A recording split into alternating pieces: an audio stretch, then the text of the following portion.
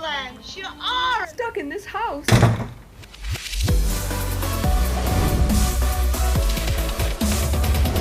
Welcome your host, Jennie McNulty.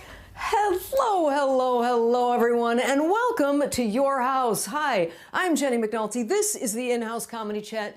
More than a talk show, we are energizing your mind, body, and spirit. My guest today is Sabrina Matthews, whom you may remember from the movie Laughing Matters. She is a wonderful comic and writer, and we're going to catch up with her. And don't forget to stick around after the chat with Sabrina. We are going to take a walk on the beach. That's right.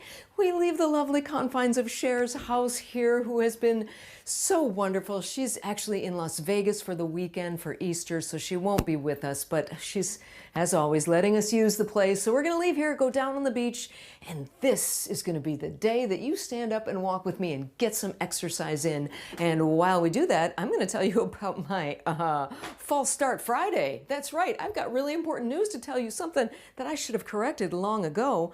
That will be in after the chat with Sabrina. So do stick around for that. But first, my thoughts. Sorry, that last part, as I was saying it, sounded a little bit like that thing they do on the news that I hate. There's something in your home that could be killing you. Tune in at 11. But anyway, stick around for the walk. I got something to tell you. But first, my thoughts. The women's Final Four tournament starts today. I'm very excited. And the NCAA put out a promo video. And the promo video only featured 3 of the 4 teams.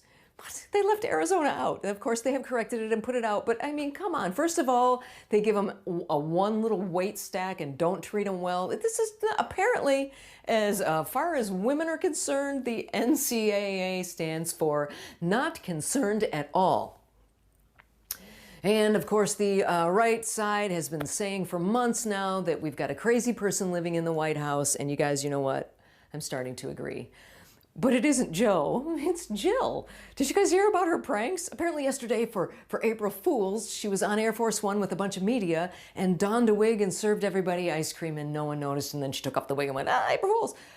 But that's not the first kind of weird thing she did. Apparently when she was second lady, she once hid in the overhead bin on Air Force Two to surprise people. That'd be a surprise. Except that, like, you know, the secret security guys would know where she was. I mean, like if Joe was looking for her, hey, you seen Jill? Yes, sir. She's she's in the back. I just looked there. I didn't see her. Where is she? Well, she's in the overhead bin, sir. Oh boy. My guest today, we go back a long way. I've been doing comedy for about 10 years before I came out of the closet. And when I first came out of the closet, I met this woman and I fell in love with her comedy. And you probably did as well from the movie Laughing Matters. She has been on Comedy Central. She had her own comedy half-hour show. As I said, she's been featured in Laughing Matters. She is now a comic writer where she is doing a wonderful graphic cartoon called Long and Drawn Out. But, as I said, I've known her for a while, and when I had my old Walking Funny show on After Ellen, we did a walk together and we got into a little bit of a trouble. Check it out. And then LA. Nothing will help you leave LA like LA's existence. Hi? Pardon me? Do you have permission to film here? Yeah. Okay. Did you talk to Dave Harris? Yeah. Okay. Thank you. Thank you. Yep.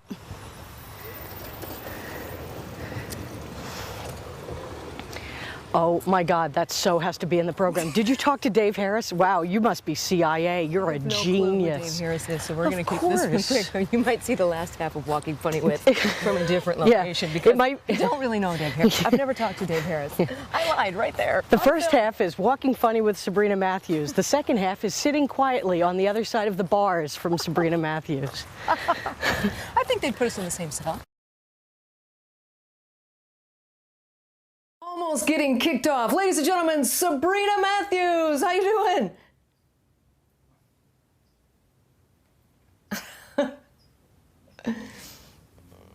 Hang on. Can you hear me okay? We got you. Okay. Yeah, we got you now. We got you. Where'd you go? You okay. Slipped down there for a minute. Oh no, I'm on my phone and I've masking taped it to my monitor because I'm like super high tech here. So I just wanted to make sure that I hadn't taped over the microphone because that would be well within my scope of shenanery. So how have you been? Well, good. It's so good to see you. It has been it's been forever. I haven't seen you since you left. Are you still in Virginia Beach? I am still in Virginia Beach, and I've been here without leaving for a year. I don't know how much. Yeah. But it's been. Oh, this is good. This is a good. You can see my whole life. Here's my laundry and my books. There it is.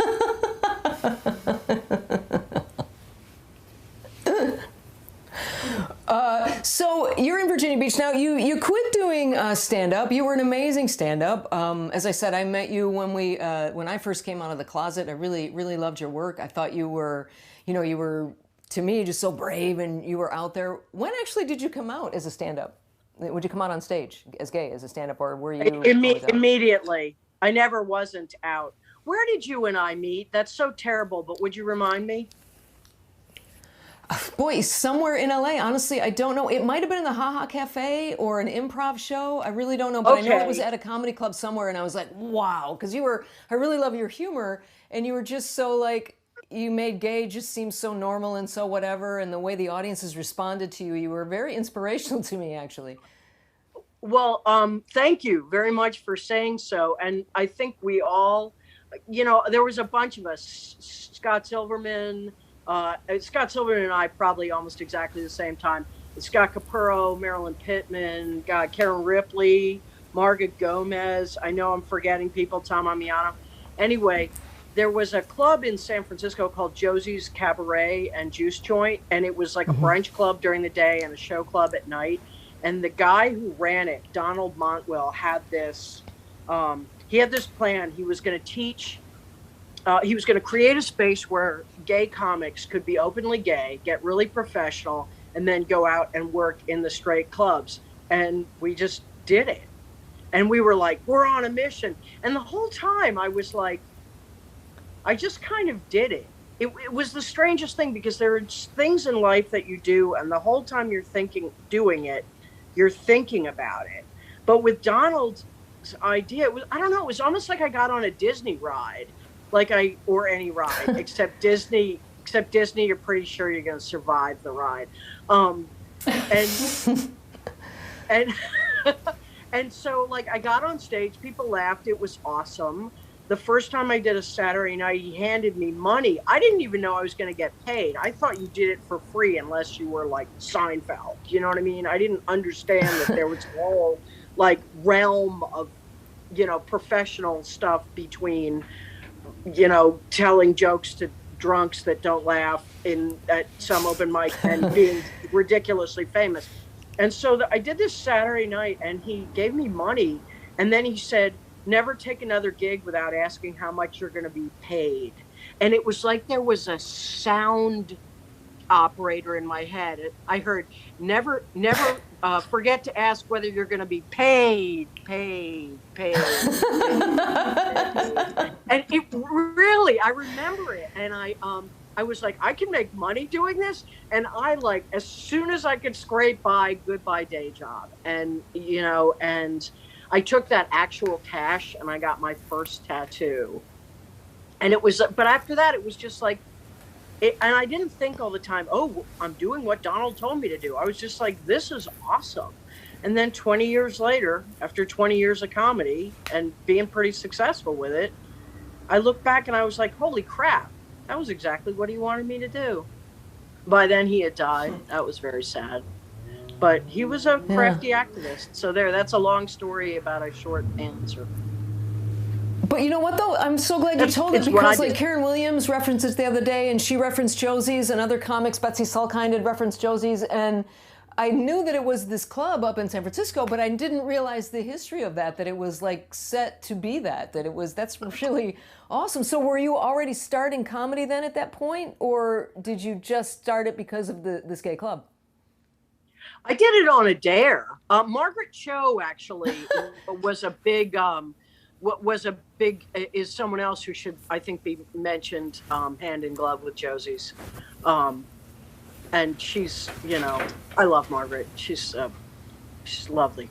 No, I did it on a dare. I had told a few stories on stage. It varies. I worked at a camp for years, and I was used to telling stories to like up to a couple hundred kids at once.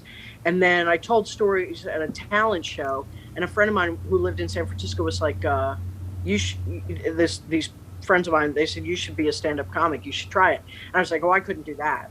And they took me to Josie's for an open mic. And I was like, oh, I could do that. Again, it was like that, not understanding that there was some level, this whole, level of making money at something, or not even making money of it being an art form that was somewhere between thinking you were funny and being, turning on your television and being entertained in your living room by someone you wouldn't allow in your house. There's this whole realm of... That's so funny. I kind of did the same thing. I went to an open mic and went, I could do at least that, because you see open mics, you see the ramp, you see great comics trying out really new, amazing stuff, and you see really bad comics. So I had the same experience. So you're doing comedy, and then you decide after 20 years in to not do stand-up anymore. It's quite the interesting transition. Tell the folks how it is you chose to not be doing stand-up on the road anymore. I took a trip I went on a dive trip in Thailand, and when I was in the water off of Myanmar, actually, I was attacked by a barracuda, and I'm blinded in my left eye. And the accidents like that, they take a split second, but the recovery time is a while, right?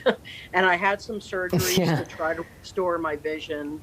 And I worked with really excellent doctors, both in Thailand and in the United States, which is a real luxury, because if you're working with the best doctors and it's not successful, you have the luxury of knowing that there could not have been a better outcome. You don't have to say if only. And if only is a really heavy burden to carry.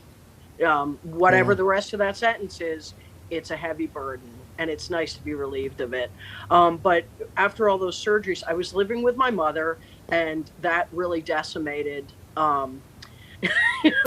what the relationship we had built up by living 3,000 miles apart was really it just completely exploded by us living 30 feet apart. But that was a really exhausting process, and I canceled a lot of gigs, and then I booked a few, and then someone canceled the gig on me, and I felt relieved, and I was like, well, isn't that telling? And I was just like, I just don't want to put the energy into ramping back up again. But I'm also oddly suited to comedy. Well, you better hope you're oddly suited to it, right? But right. I'm suited to that rhythm, that a long time of thinking and resting and observing, and then really being on, and then coming down slowly. I don't think I've stopped being funny, although, viewers at home, feel free to refute that in the live feed beneath, because, this is a live show, and your opportunity to interact, I want to welcome that. I have a 30-second delay, so no matter what you say, it's not going to hurt my feelings, because I'll just be like, oh, that was about something I thought the same thing about anyway.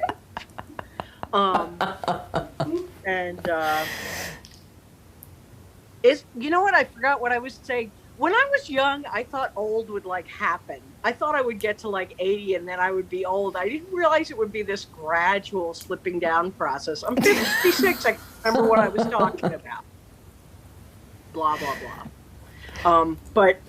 So anyway, part of getting into the comic with my friend Megan has been really good, because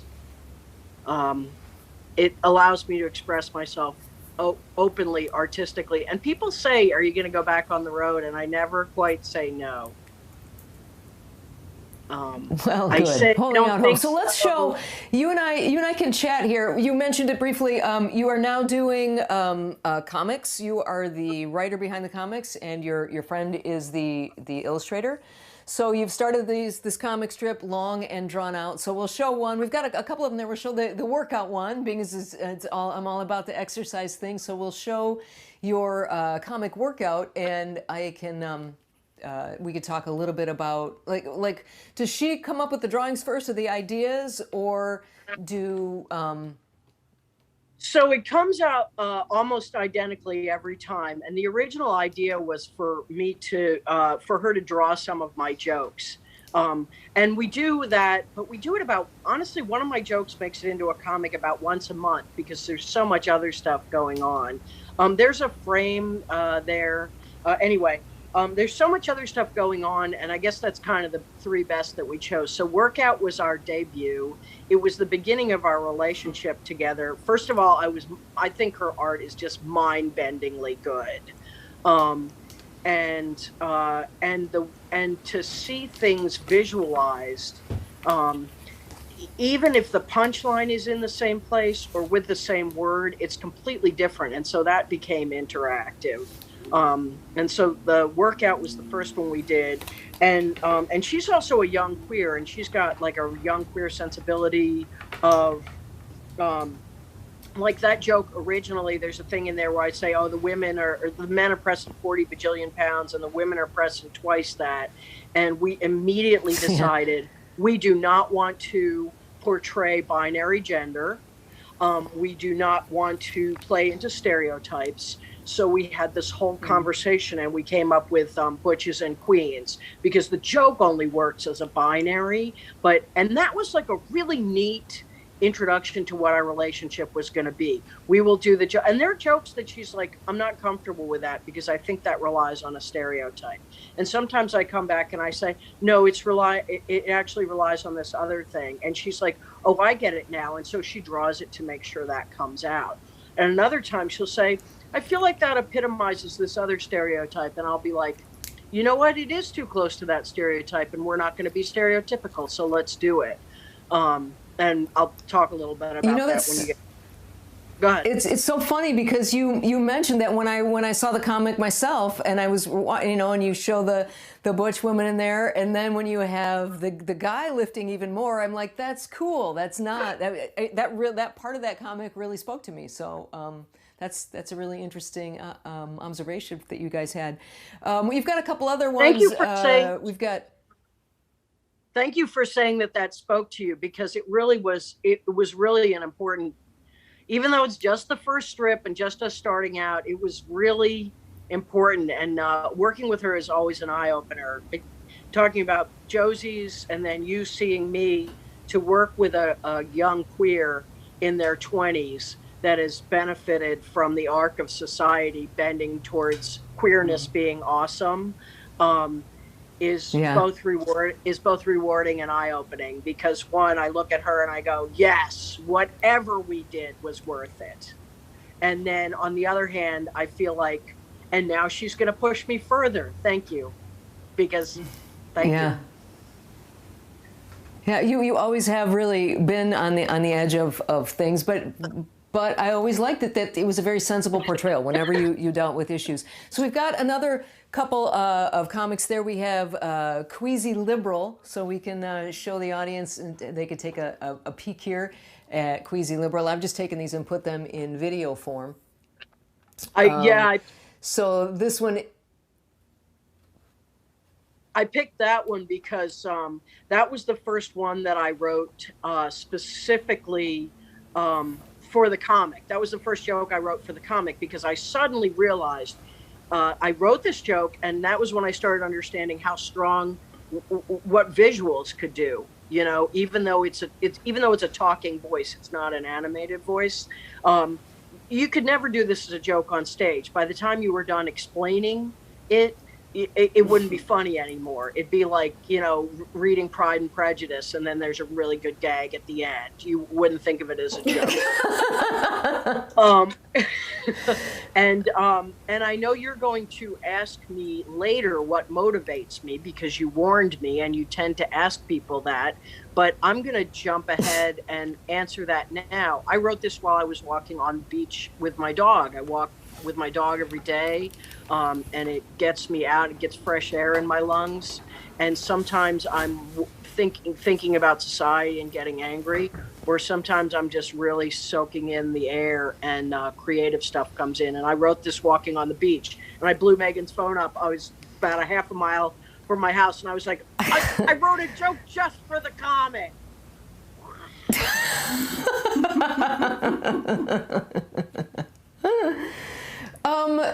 Has it, okay, so you wrote it for the comic, but in how long did it take you to kind of learn that style? Because in a way, it's not different. You always were very much a cerebral, like auditory wordsmith. You know, you were never a, you know, like crazy, you know, like voices or anything like that. So I would think it'd be kind of an not easy on the transition. outside anyway.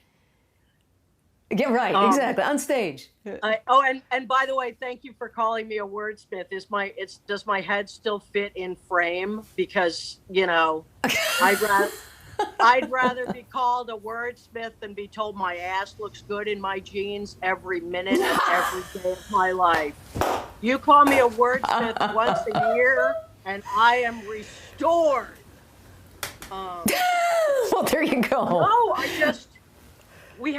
Megan and I had this terrible job together that we love. It's you know, that kind of job artists take to get by. And she was doodling, and I just loved her doodles. And I was like, hey, you want to draw some jokes? I got this idea. And it just came from that. And when you show you were going to show one more, is it possible for you to pause? We got one more queued up. Go ahead, we can show that one now. Can you pause on the frame of the two women facing each other and then me in the background? Is that possible? I believe so. I don't know. We'll see. Okay. Well, anyway, you're testing our new our skills here. Yeah, here you go. I think if you hit the space bar, it'll do it, but I don't know, because that's what it works when you're listening to opera from the Met. So when you read this comic, okay, pause it right there. Is it the one when I showed up there were extras? That one? No, it doesn't. You're past it. It doesn't matter. Don't overcomplicate it. But the reason why hopefully people watching the show will go and check this out. It's called Most Wanted. I think it's our second to last comic, and we're on Webtoons as well. In fact, we're all on Webtoons. If you want to see the whole series, just go to Webtoons. We're a Canvas creator, and it's called Long and Drawn Out. And I'll send you links and stuff to put underneath the show. But the thing is, there's a frame in there, and Megan is constantly putting her own take on things in there. So there's this frame with these two women gazing into each other's eyes and talking about how, as bank robbers, they're feeding into the stereotypes of lesbians as crooks. And that's entirely Megan. Like, that was never in the joke. So Megan takes the joke, and then Megan makes a joke within my joke a lot of the times. And that's really exciting, because not only does the art come back, it comes back with a brand new joke inside of it. And there's something else Megan Long does that I want to heighten, and I don't see it in a lot of other funny comic strips, is she completely embraces the path of, like, you know, when you're on stage, the payoff isn't at the end. There's a little well, I mean, of course it is. The big payoff's at the end, but there's a this and there's a that and there's a this and there's a that. And she totally knows she will this and that. She will pop reference. She will meme. She will put her own stuff in there. I just really love working with her. I can't say not enough good stuff about her. Well, that's good. And we can see these. How many do you have now? Do you know? Total strips? We're about to put our 47th out. Cool. Very good. Yeah. And these are on Webtoon, so they're released regularly. How do you have like a time frame? Every Sunday right around brunch time. Okay, perfect. So, excellent. Yeah. So when you have your coffee on Sunday, but if probably the way to get the most information is to follow us on Instagram at Long and Drawn Out, or sign up for the email list. It's hard getting everything all lined up, but I'll make sure you got some links to go under the show too. Excellent. Thank you so much. It was great catching up with you again. Before I let you go, I always ask all my guests what you do when you need to. We're about to go take a walk on the beach here. So what do you do when you need to feel a little bit more positive? What do you do to lift your spirits? The Metropolitan Opera has been live streaming operas during the whole pandemic. There's a different one every day. And I've gone from an opera fan to like an opera. I just love it. And it's completely changed the way I see films as well. So it's really been a musical and spiritual eye-opener for me, really getting into these operas and really enjoying them as many times as I want. And actually, I watched that movie Carol, which I highly recommend, last night, and it was like brand new to me after the way everything's, I could go on for hours. You don't have hours. Have a wonderful walk. Jennie, was fantastic to see you. But quickly, how does it change the way you look at movies? Because opera is every movie you see controls the pace. This is strange because I really like science fiction and action movies, and I love opera, which people perceive as slow. Opera has this weird place in the culture. It's like NASCAR, where everybody who loves it, and everybody who doesn't love it thinks it must be really boring and stupid. I've never been exposed to NASCAR, but two of the coolest guys I know love NASCAR. So I'm like, I'm going to stop saying NASCAR must be boring and stupid because they're not boring and stupid. I'm going to assume it's like opera, and opera's awesome. But the films that I like, their time serves intense moments, right?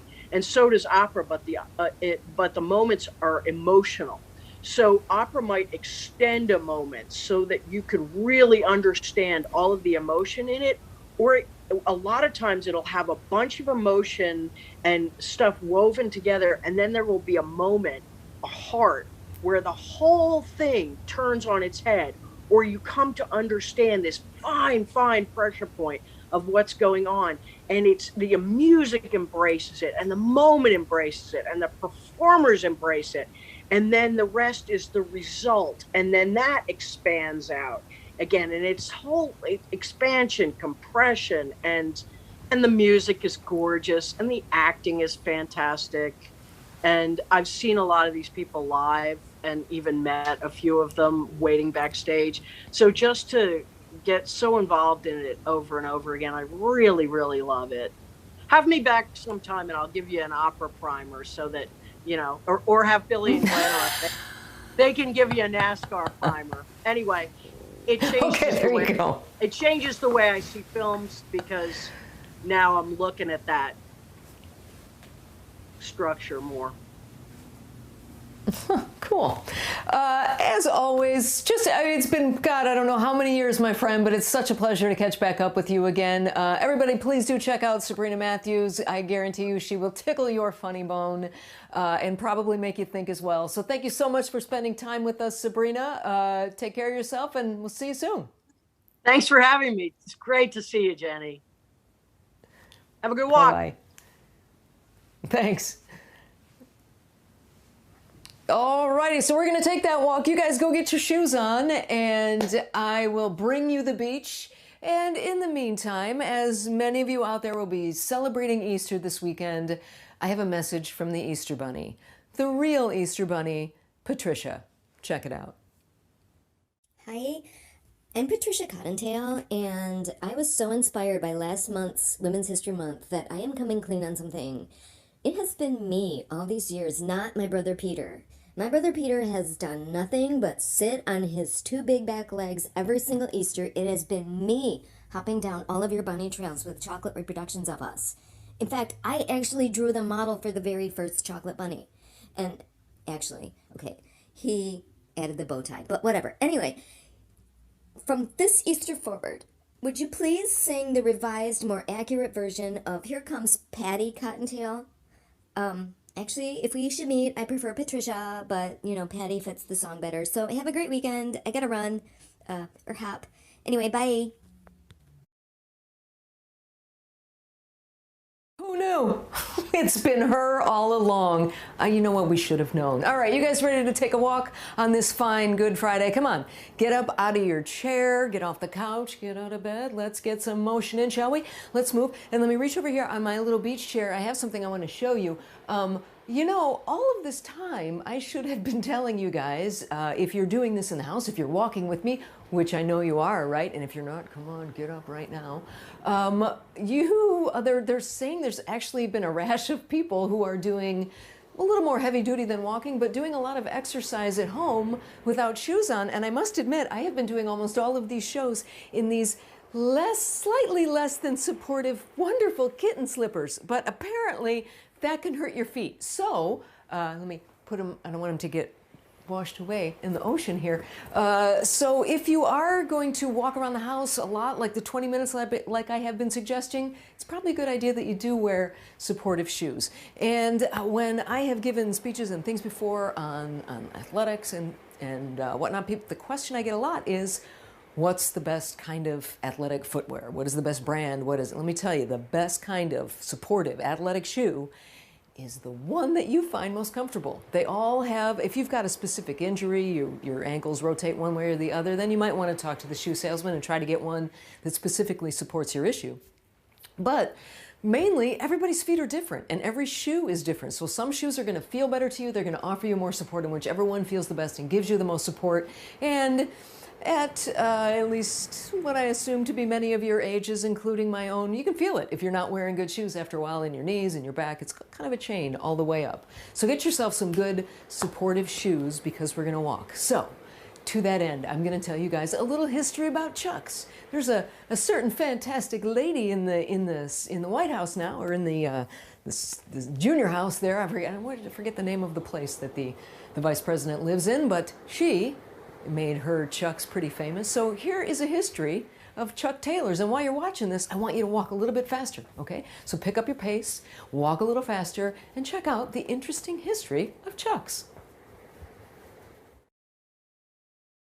In 1922, the Converse Rubber Company hired a charismatic athlete named Charles Chuck Taylor. Chuck Taylor was hired as a salesman and a part-time player coach for the shoes club team, the Converse All-Stars. Hiring Chuck Taylor was probably the best decision the company ever made. During his first year at the company, Taylor introduced improvements to the shoe's design, enhancing both flexibility and ankle support. More importantly, Taylor understood the value of good marketing and branding, opting to incorporate the now iconic All-Star logo on a circular patch above the ankle. Taylor's signature was added to the ankle patch, officially creating the Chuck Taylor All-Stars, the first ever athletic endorsed signature shoe in 1922. The public was in favor of baseball and the upcoming world of professional football. Naturally, Converse found themselves with a problem. How were they going to market the shoe at scale? The company sent Chuck Taylor to go do some groundwork. He visited YMCAs and high school gyms all across the country, trying to sell the shoe to young athletes and prospective buyers.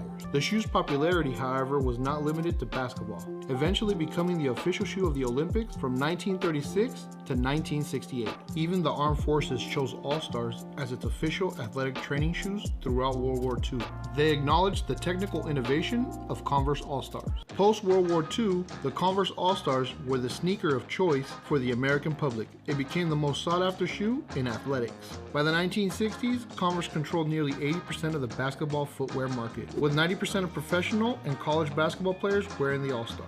By the time the 1970s rolled around, there was new competition in the market, and Converse began to lose their grip. Once Nike and Adidas entered the arena, the All-Stars technology was quickly outdated. While the All-Stars had outlived their reign as a performance sneaker, the shoe got its second life as a casual lifestyle shoe. Over the past 100 years, cultural icons like Elvis Presley, James Dean, and Steve McQueen all at one time or another rocked the All-Stars. Sylvester Stallone wore them in the infamous Rocky training montage where he's running up the stairs in Philly. The silhouette's massive influence on not only basketball, but fashion as a whole is unmatched. On Inauguration Day, women and even small children honored Vice President Kamala Harris by wearing pearls and Converse sneakers. Harris was first seen wearing her Chucks and pearls on the campaign trail. Harris has been quoted saying the shoes are comfortable, and some Central Texas women agree. It also symbolizes women can be professional, but women can also be casual, and it doesn't change who we are, but that we can all empower one another. Makes you want to go out and buy a pair right now, doesn't it? Just watching our vice president strut down those stairs in her Chucks. All right, wear supportive shoes and finish this walk, please. We got about 5 minutes in right now, and if you get 20 minutes a day, it can reduce your risk of heart attack. How cool is that? Just by a little walk. Come on. Have yourself a wonderful weekend. If you are celebrating Easter this weekend, happy Easter. If you're an atheist, happy first weekend in April. And check back on Monday. We've got comedian Tracy Locke with us, and we're going to have a good time. And we have Password coming back on Monday, too. So have yourselves a wonderful, happy, and safe weekend. I want to thank my guest, Sabrina Matthews. I want to thank Sheila for doing a wonderful job making me look good directing here. And, of course, I want to thank you, all my lovely fans out there who are watching and who are walking along, because you're walking along, right? Not too late to start. Come on, get up now. Now go. Move. Go out into the world. Walk for another 15 minutes. Get your walk in. It's good for you. It'll change your life. Cyber, see you all on Monday. Bye, everybody.